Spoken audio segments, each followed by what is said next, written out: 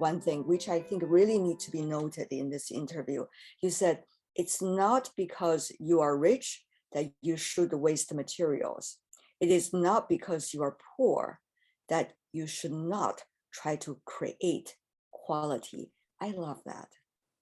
I love that because a lot of people were saying, you know, well, when you don't have that big a budget, when you are struggling with resources, you have to sacrifice a little bit about quality. You have to sacrifice a little bit about beauty. And obviously you don't believe so. Totally. I don't believe so.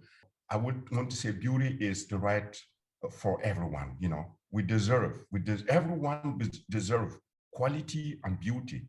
And that's what I try to do with my project. Generally, when I started to building a school in Africa was considered like something like, yeah, they just need basic. It's basic thing. Yeah. And so I didn't accept it. I didn't want to accept it. I wanted to create the best for my people.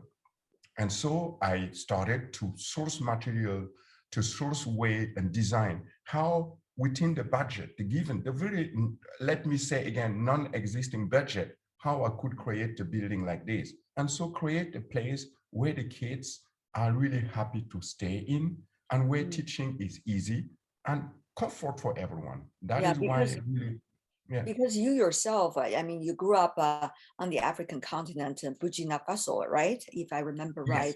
Exactly.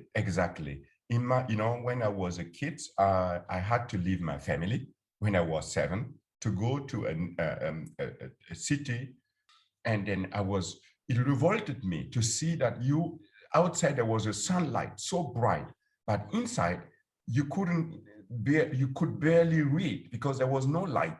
There was like tiny little openings, and also it was hot inside. And, in my head, let me say, I was growing the idea to make things better one day when I become adult. That is very simple. And so to create better classrooms for kids and even more to do better architecture. That is how it started. It is a long process, one would have to say. For those from developing countries to be recognized around the world. Totally, I agree with you. It's a hard battle. People don't have the courage to look outside what the mainstream is saying. To have the courage to dig and maybe to understand these person that I have in front of me is a human being that is not representing a system, but he's a product of a place, but he has a brain to think, and in my case, that, let me say, that you see that we could see that in many other African young people, a potential of talent, so talking to the West is often neglected. They don't see this. And so you have to fight even harder to be recognized. The African countries needs a big partner to support them. Yeah. Beside the criticism coming from everywhere and asking you about, isn't that not new colonialism and in the West? And nowadays, clearly I will say, okay, guys, listen to me. You have had for centuries a relationship with Africa.